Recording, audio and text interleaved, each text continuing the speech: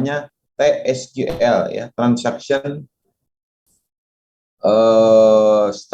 Structure Query Language, TSQL ya, SQL atau TSQL. Kalau di Oracle ada namanya hampir sama dengan Postgre, yaitu PL ya, procedural language ya. Jadi ini fungsinya nanti adalah untuk memperluas beberapa kemampuan yang dimiliki oleh Postgre ya. Kita akan lihat di sini mana ya.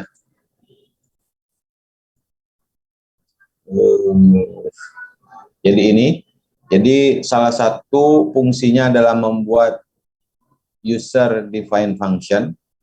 Jadi ini fungsi yang kemudian kita buat. Kalau selama ini kan kita menggunakan fungsi bawaan ya, seperti contohnya fungsi count, average, itu adalah fungsi yang sudah dibuat oleh developer dari Postgre.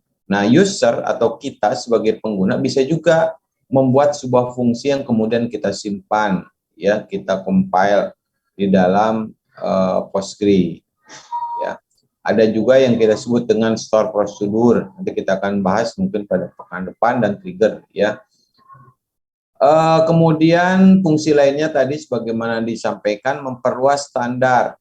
Ya, jadi nanti di dalam PL atau PGSQL ini kita bisa menggunakan struktur kontrol seperti if, case, dan loop. Jadi bisa melakukan proses iterasi dan juga pengambilan keputusan seperti if atau case, ya. Lalu juga mewarisi atau ada fitur inheritansi, ya, mewarisi semua fungsi operator dan tipe yang kita tentukan. Nah, sejak Postgre 9, PL ini sudah diinstal secara bawaan atau default, ya. Jadi kalau sebelumnya harus ditambahkan, ya. Saya sendiri ini sudah menggunakan Postgre versi 14 ya. Jadi kalau Anda download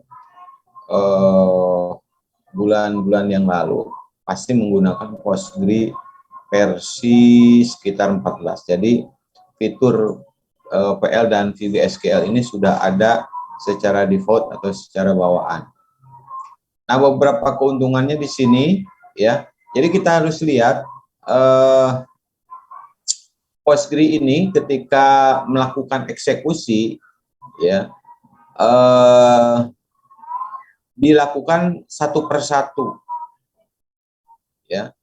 Artinya kalau kita kemudian memerlukan beberapa tahap, ya, di dalam mengeksekusi query, nah sehingga harus kirim bolak-balik antara klien dan server. Ya, jadi pertama mengirim query ke server database. Jadi misalkan kita punya aplikasi kita buat dari PHP, query-nya kan kita biasa tulis di aplikasinya nih. Maka dari aplikasi mengirimkan query-nya ke database. Kemudian hasilnya, ya, ditunggu. Setelah kemudian prosesnya selesai, kemudian hasilnya itu dikembalikan ke klien. Setelah itu kemudian dilakukan perhitungan di aplikasi, misalkan di aplikasi web kita yang menggunakan PHP, lalu kalau kita membutuhkan perhitungan ulang, kita kirim kembali misalkan ke server database. Dan terus berulang seperti itu. Jadi prosesnya bolak-balik.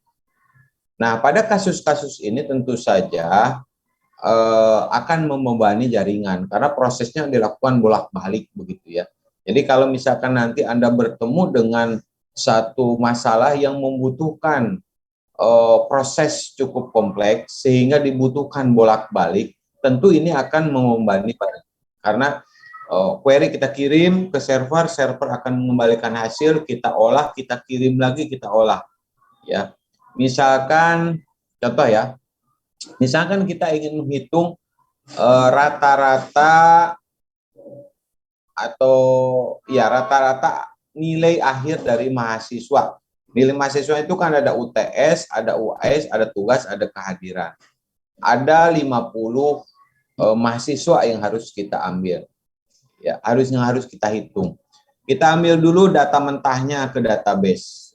Dari database dapat semua nilai itu. Ya, semua nilai mahasiswa. Ada si Abdullah, nilai UTS-nya berapa, kehadirannya berapa, mungkin ada 4 atau 5 komponen. 5 ya, kehadiran, tugas, UTS, UAS 4 komponen. Abdullah 4 komponen berapa, UTS-nya, kehadirannya, UAS-nya berapa. Kemudian yang lainnya juga sampai 50 mahasiswa. Nah, ketika sudah didapat di aplikasi kan dihitung tuh ya. Si Abdullah dihitung, dapat hasilnya. Ketika dapat hasilnya dikirim ulang ke database ya, hasil rata-rata nilai akhir dari nilai Abdullah berapa dikirim. Kemudian setelah dikirim si proses ini aplikasikan terus ya, ngitung terus, Abdullah kirim, Ratna kirim sampai 50 mahasiswa selesai. Ya. Nah, kalau kemudian nanti diperlukan lagi untuk menghitung nilai rata-rata mahasiswa, maka kemudian yang sudah dihitung tadi ya dihitung rata-ratanya lalu dikembalikan lagi. Jadi ada proses 50 mahasiswa kita kirim hasilnya, ada juga tadi pengembalian rata-ratanya. Jadi ada banyak ya. Jadi kalau proses perhitungannya itu kita lakukan di aplikasi, maka ada bisa jadi lebih dari 50 kali proses bolak-balik tadi nilainya. Karena nilainya itu kita hitung di aplikasi untuk menghitungnya. Nah, dengan fitur ini perhitungan dari rata-rata bisa dilakukan di dalam database ya. Jadi kita hanya perlu melakukan query 1 kali saja karena perhitungannya bisa kita lakukan di dalam database. Ya, jadi nggak perlu bolak-balik. Yang tadinya 50 kali bolak-balik query cukup 1 kali. Ini sebagai salah satu contoh lah ya, contoh. Nah, kapan kemudian nanti kapan kita misalkan harus melakukan query itu di aplikasi, kapan kita di query di database, perhitungannya di database, tentu saja nanti banyak variasinya tergantung kasusnya. Tetapi yang jelas ketika atau dengan adanya fitur PL atau Procedural Language ini atau PGSQL ini memungkinkan beberapa proses yang dilakukan di aplikasi, dan kalau itu dilakukan di aplikasi tentu saja membebani proses jaringan yang lebih berat, bisa dilakukan di sisi server atau di sisi database ya. Jadi PL atau PGSQL ini membungkus beberapa pernyataan dalam sebuah objek dan menyimpannya di server database PostgreSQL. Ya. Jadi kalau misalkan tadi ya, kalau misalkan mana ya, kita ada fitur di sini,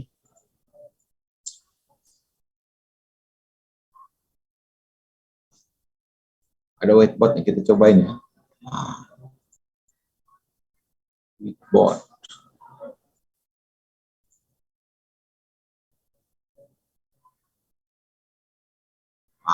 Ya, kelihatan ya whiteboardnya ya.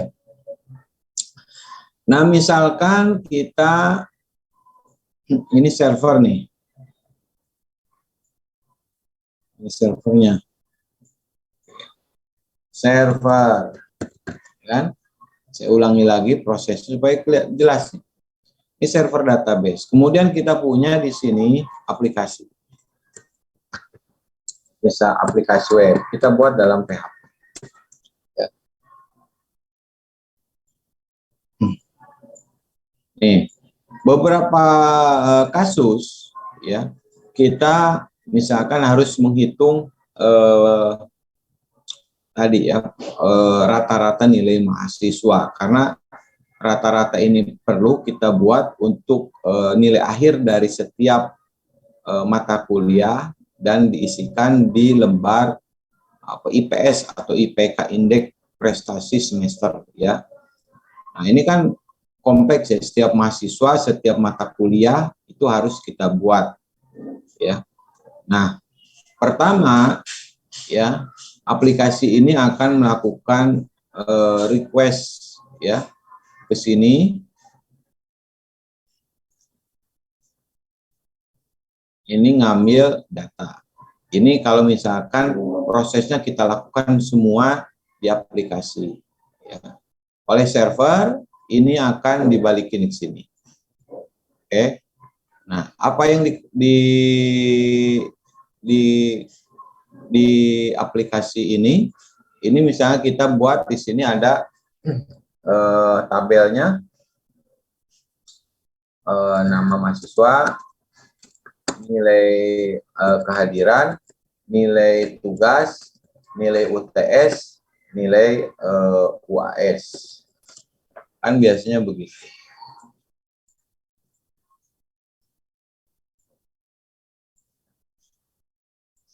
Nah, ini yang kemudian pada proses pengembalian server kan seperti itu.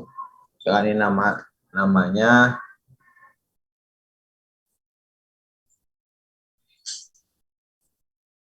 hilang. Gimana?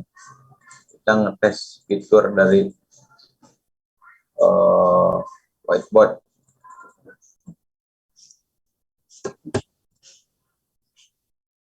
Jadul juga ya. UTS, nah ini deh. Nama Abdullah. Kehadirannya berapa? Hadirnya misalnya katakan nilai akhirnya 100, nilainya ini 80, ini 70, ini 80 ya. Kemudian Ratna ya, ini kehadirannya 90, tugasnya 70, ini 60, ini 70. Nah, setiap mahasiswa ini kan nanti ini berapa nih rata-ratanya hasil akhirnya, ini kan perlu perhitungan ya. Misalkan di pojok ya pokoknya begini. Nah, misalnya ada ini contoh 2 mahasiswa saja. Kalau ada 50 berarti 50 mahasiswa. Jadi ketika ada query pertama request, kemudian server akan membalikan satu tabel ya, banyak baris yang dikembalikan ke aplikasi. Nah, kemudian oleh aplikasi otomatis kan ada looping. Abdullah dulu yang kita hitung. 100 kali berapa persen bobotnya, ditambahin 80 kali bobotnya, 70 dikali bobotnya, dapat hasilnya, lalu dikembalikan ke server. Ya. Kemudian setelah dikembalikan server, ini lanjut lagi ke Ratna. Ratna dihitung. Kemudian dikaliin ditambah 90 kali bobot tambah 70 kali bobot tambah 60 kali bobot, misalnya ada rumusnya seperti itu, ketemu dibalikin ke server ya. Jadi nanti setelah proses ini bolak-balik nih ya. Jadi balikin ke server ini setiap dari request ada setiap perhitungan kita balikin ke server sesuai dengan jumlah mahasiswa. Ini ada proses looping. Ya. Oke. Nah, ini ada sampai banyak, ada 50. Ya.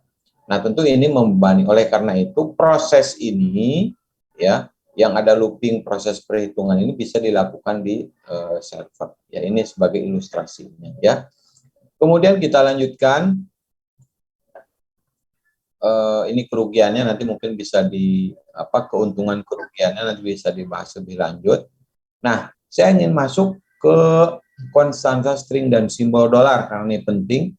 Misalkan di dalam Postgre ini kita membuat sebuah konstanta string ya, select string constant. Jadi misalkan di PG admin saya ya, select Unsada. Misalnya select Abdullah nama ya. Nah, ini kan kita membuat konstansa Abdullah. Ya, jadi kalau kita eksekusi ini ya, langsung muncul nama Abdullah. Nah, kadang-kadang kita memerlukan misalkan ada nama yang ada tanda kutipnya, misalkan apa Ali. Nama Ali kan ada ginian ini. Nah, bagaimana supaya kemudian tanda petik ini muncul di output sehingga caranya adalah dengan menambahkan double tanda kutip seperti ini, ya.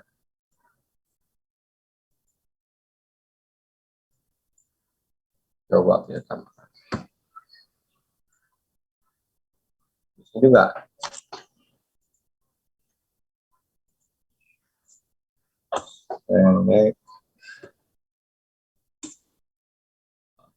Kalau pakai tanda begini bisa nih, ya select tanda kutip Ali, ya.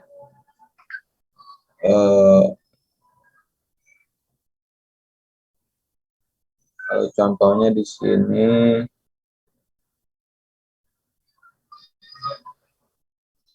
I'm string constant ya.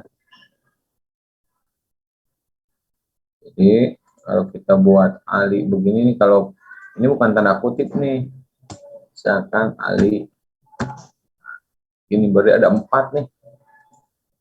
Beralih gini. Jadi kalau misalkan kita perlu, normalnya kan begini nih, ya Ali ini bukan pakai ain, ya.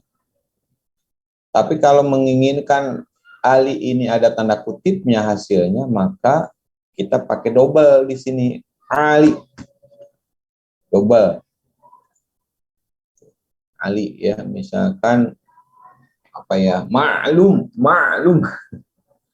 ada yang begitu ya. Misalkan di sini ini harus hasilnya nanti maklum gitu ya. Nah, jadi bukan satu biji nih, satu atau kata tunggal, tapi kita buat 2 ini seperti, jadi nantinya ada maklum ya. Kalau dalam bahasa Inggris kan misalnya kita I'm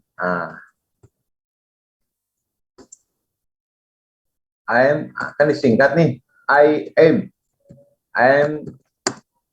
a hero. Bagaimana kemudian supaya tanda kutip ini masuk ya? Kalau tanda kutip begini kan error tuh ya. Nah, caranya adalah dengan tanda kutip 2 di sini. Jadi kalau kita membutuhkan tanda kutip harus dikasih tanda kutip double di sini. I am a hero. Jadi nanti hasilnya. Nah, kita lanjutkan ya. Nah, itu cara kemudian kita ingin menambahkan tanda kutip di dalam string. Karena kalau kita ingin membuat konstanta string itu, kita harus apit dalam tanda kutip. Nah, persoalannya string itu sendiri ada tanda kutipnya, berarti kita harus menggunakan tanda kutip global. Di versi sebelumnya ada pakai huruf E gitu ya.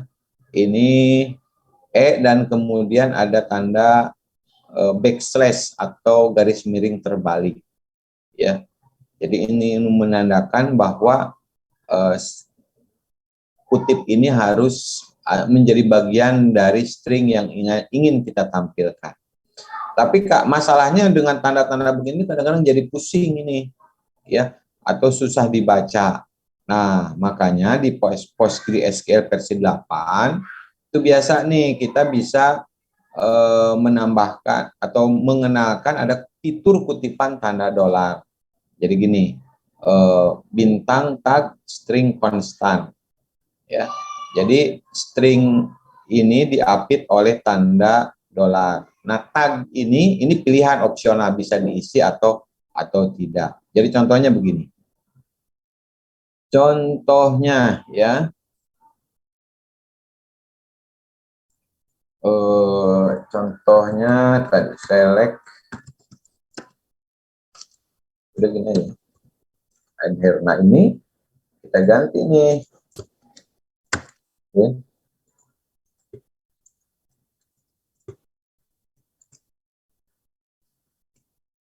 Jadi ini cukup satu aja. I am a hero.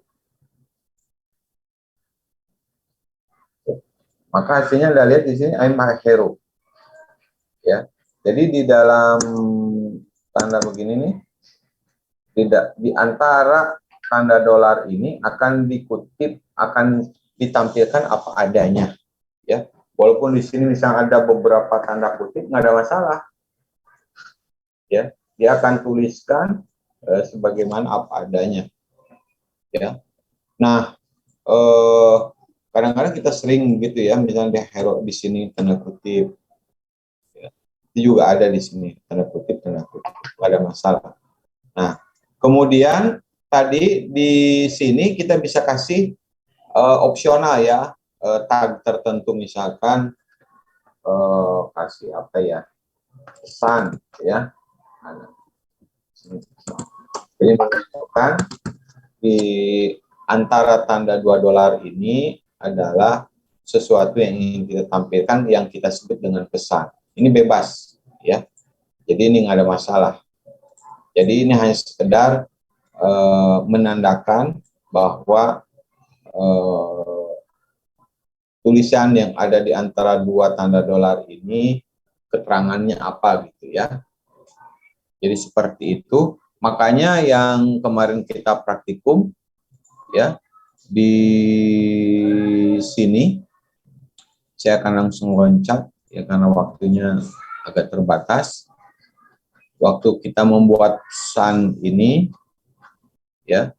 Nah, ini kan ada tanda dolar nih ya. Tanda dolar, bintang-bintang, bintang pagar, dolar-dolar. Nah, antara dua tanda dolar ini adalah satu string yang memang kita definisikan di sini. Ini kita lagi membuat fungsi, ini adalah nama fungsinya, lalu ini adalah string yang ingin kita buat. Ini blok string, sehingga blok string ini harus diapit oleh dua tanda dolar ini. Ya. Nah, di antara tanda dolar ini adalah opsional. Ya. Oke, saya lanjut sedikit di sini. Jadi PGSQL ini merupakan bahasa struktural yang menggunakan blok ya. Jadi ada struktur blok PGSQL ini. Jadi ini strukturnya, bloknya. Nah, ini adalah opsional ya. Yang di antara pakai tanda kurung siku ini adalah opsional. Kemudian jadi label ini adalah opsional, kemudian deklarasi ini juga opsional. Biasanya kita gunakan untuk mendeklarasikan variabel. Nah, baru blok utamanya adalah begin dan end. Nah, begin dan end ini kita apit dengan dua tanda dolar tadi. Ya. Jadi ini perintah-perintah query-nya itu atau perintah SQL-nya itu ada di antara begin dan end. Ya. Lalu kemudian jangan lupa setiap statement ada tanda titik koma dan setelah akhir end juga ada tanda titik koma. Ini adalah contohnya. Dua tanda do ini fungsinya adalah untuk melakukan eksekusi, ya. Karena blok ini kita tidak berikan nama, blok anonim. Jadi langsung kita eksekusi. First block ini adalah labelnya. Kemudian ini kita mendefinisikan variabel film count. Kemudian begin dan end, lalu ada query-nya. Lalu tanda strip 2 di sini, ini adalah komentar, jadi tidak akan dieksekusi. Kemudian ini adalah, contohnya di sini select count. Select count ini kemudian hasilnya akan dimasukkan ke dalam variabel film count, ya. Kemudian ini diambil dari tabel film. Lalu ini ada komentar, display a message, ya ini bisa oleh oleh Postgre ini akan diabaikan. Ya strip 2 ini adalah komentar saja. Anda bisa tulis sesuai dengan kebutuhan. Raise notice fungsinya adalah untuk menampilkan sesuatu di layar. Jadi nanti akan menambahkan jumlah film, the number of film is. Nah, persen ini placeholder. Jadi nanti film count ini hasilnya akan persen ini akan digantikan oleh isi dari variabel film count ini, ya. Nah, ini kalau kita tulis di PGSQL kayak begini. Nah, ini contohnya. The number of film is, nah, persen ini akan digantikan sesuai dengan hasil dari perhitungan count, ya, pencacahan jumlah film. Hasilnya 1000 kebetulan, ya. Jadi the number of film is 1000, ya. Nah, ini adalah contoh blok. Ya, Anda perhatikan sekali lagi. First block, tulisan first block ini opsional. Anda bisa hapus hanya untuk sekedar tanda saja. Oh, ini adalah first block, blok pertama. Sebagai ilustrasi bisa Anda tambahkan, misalkan kalau ada 100 statement di sini kan cukup pusing ya, sehingga nanti Anda perlu kira-kira komentar atau beberapa label yang perlu kita tambahkan. Lalu declare, sekali lagi ini fungsinya adalah untuk mendeklarasikan variabel. Kebetulan yang kita deklarasikan ini hanya satu variabel saja, yaitu film count dengan tipe datanya integer. Nah, kalau kita ingin menetapkan atau menentukan nilai pada variabel ini, kita bisa menggunakan tanda titik 2 sama dengan ini assignment atau mengisi variabel film count dengan nilai 0. Ya, nilainya sendiri ya bebas sesuai kebutuhan 10, 100, kebetulan integer ya berarti nggak boleh pakai koma, 10, 20, 100 ya sesuai dengan jangkauan nilai variabel integer. Kemudian ini baru begin sama end, isi dari statement atau query yang akan kita lakukan di blok ini. Oke, ini adalah contoh bagaimana struktur blok PL atau PGSQL ini, ya. Sedangkan kalau kemudian blok ini kita simpan sebagai sebuah fungsi, makanya praktek yang kemarin. Nah, ini create function. Jadi ini adalah blok ini kita akan simpan sebagai sebuah fungsi sehingga kapan saja kita bisa panggil. Tapi kalau tidak kita simpan, ya do aja, ya. Oke, dikit lagi ya, saya 5 menit lagi lah. Contoh di sini tadi do begin end kan begitu ya. Di sini dolar ya. Contoh select tampilkan tes misalnya begitu ya.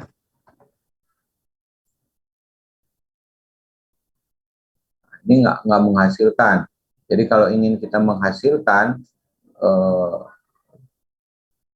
if you want to discard, use perform instead atau tadi raise notice ya. Ini nggak memunculkan apa-apa. Kita bisa misalkan raise notice ya.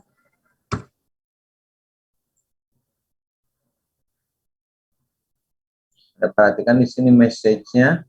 Ini di message di data output-nya. Maaf, Pak. Ya. Layarnya belum ganti. Sorry ya. Layarnya di mana ya barusan? Sini kali ya. Oke, query ya. Nah, ini jadi saya buat do begin and raise notice test. Ya, jadi kalau ini kita tampilkan, ini notice-nya ya. Ini untuk menampilkan message ya, notice di sini. Nah, ini blok ini Anda perhatikan sederhananya kan begini bloknya nih. Nah, di dalam tanda dolar ini, do ini supaya ini dieksekusi secara langsung saja, ya. Jadi nanti hasilnya ini akan menampilkan tes atau misalnya di sini unsada, ya. Nah, ini unsada. Kalau kemudian kita simpan sebagai sebuah function, kan create function kampus, gitu kan, ya.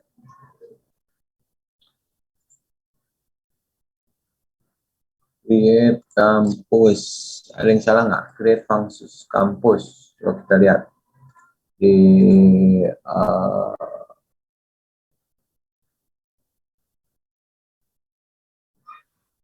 oke, di sininya gitu ya.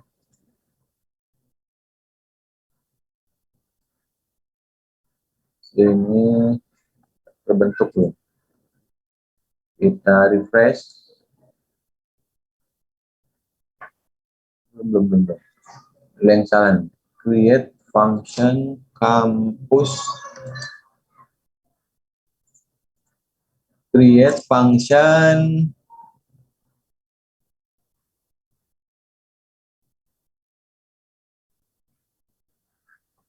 Oke, itu lupa ya. Kalau kita harus function, kita harus tentukan di situ kemarin language PL, PG, SQL ya. Ini kan tadi ada peringatan di sini no language specified. Di sini Anda tulis PL, PG, SQL language. Kalau kita buat function,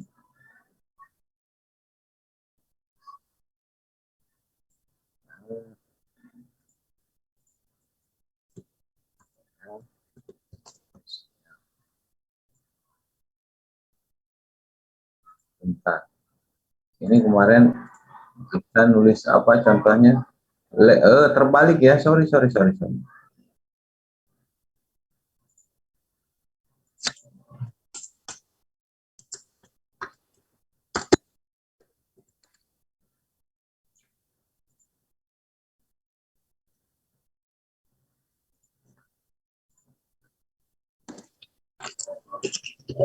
ada return ya.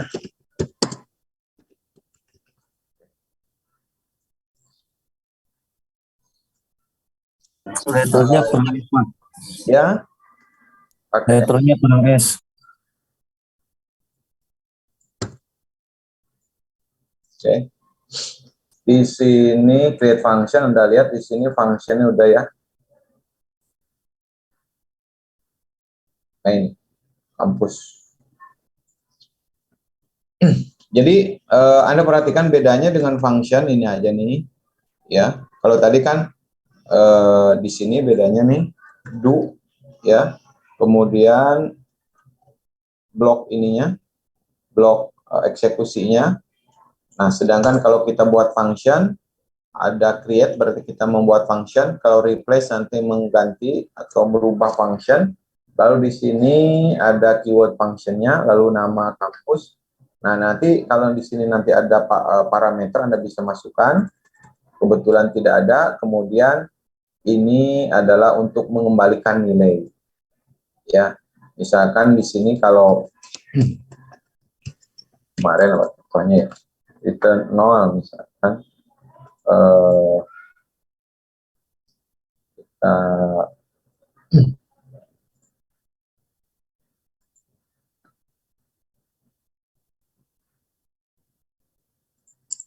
kampus 2.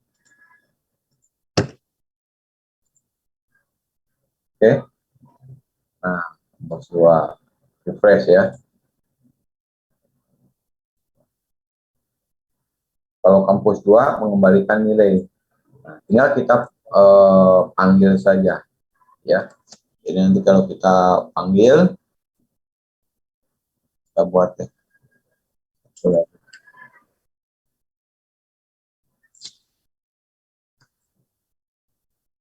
Oke. Kalau kampus yang tadi kan select ya.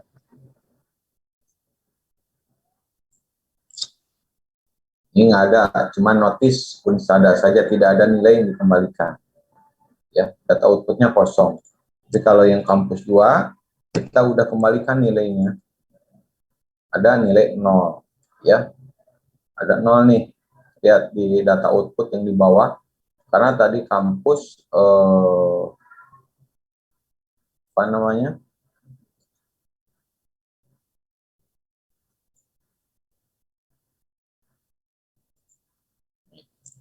mengembalikan nilai 0. Kalau Anda rubah menjadi misalnya mengembalikan 50, save, maka kalau kita panggil bukan 0 lagi, tapi nilainya adalah 50 sama message-nya di sini.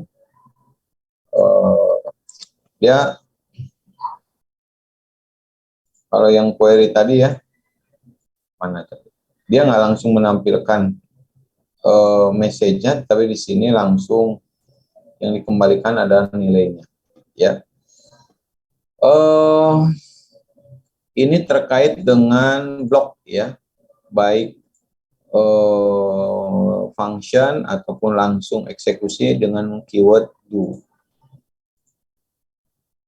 Jadi intinya kalau kita lihat di sini balik lagi bahwa PL atau PGSQL ini ya adalah bahasa yang menggunakan struktur blok tertentu. Jadi nanti ada bloknya, blok ini bisa ada subbloknya.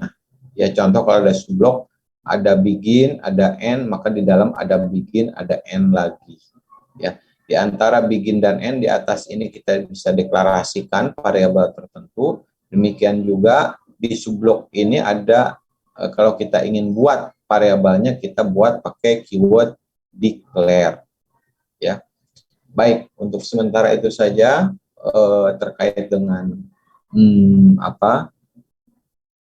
pendahuluan ya pengenalan dari PL, PG, SQL ya di dalam Postgre dan bagaimana kita membuat fungsi ya, lalu juga menghapus. Kalau menghapus gampang ya, Anda tinggal pakai drop atau nanti di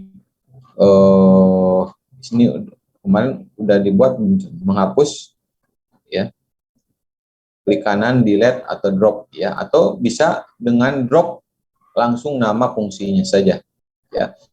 Baik, itu saja yang bisa saya sampaikan pada kesempatan hari ini. Jadi sekali lagi pada hari ini kita membahas tentang PostgreSQL, PL dan PGSQL-nya dan juga bagaimana membuat dan menghapus fungsi.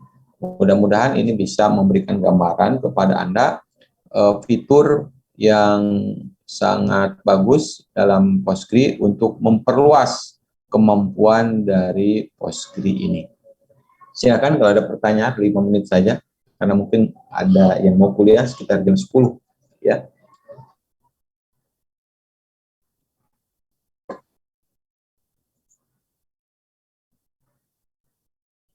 Kalau nggak ada cukup, saya lihat kemarin masih sedikit yang mengirimkan praktikum ya, masih ditunggu, silakan. Iya Pak, saya kemarin juga kirain nggak ada forum kelas Pak. Karena kan dia ternyata yang terbarunya itu kedua paling bawah ya Pak, bukan paling bawah. Jadi saya kira tidak ada pos materi gitu Pak. Iya, yang kemarin itu jadi di portal itu kan roll itu kan minggu kemarin ya. Iya, roll minggu kemarin Pak. Cuman karena saya lupa kemarin itu BAP-nya ini, jadi ya kalau udah komputerisasi gitu ya, kita susah juga gitu. Jadi terpaksa walaupun materinya sudah kita kerjakan secara administrasi tidak bisa terdaftar. Jadi nanti itu sebagai pengganti begitu ya nanti, walaupun penggantinya sudah dilaksanakan secara administratif aja gitu maksudnya. Paham kan maksud saya? Iya Pak. Karena saya lupa kemarin, karena kalau dosen itu kan harus ngeklik BAP bahwa ini sudah dilaksanakan. Nah itu kan lupa saya. Kalau udah lewat ya dianggap tidak ada BAP-nya gitu. ya. Otomatis yang raw itu nggak bisa kesimpan oleh sistem, ya. Jadi saya dianggap tidak membuat materi begitu. Ya udah nanti kita taruh aja di belakang, Anda tinggal absen aja, walaupun proses pembelajaran sudah dilaksanakan. Hanya sekedar administrasi saja ya. Jadi mohon maaf itu, mungkin ada yang bingung kemarin ya.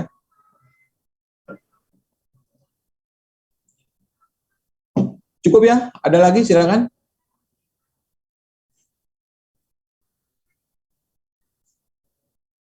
Terima kasih kalau nggak ada ya.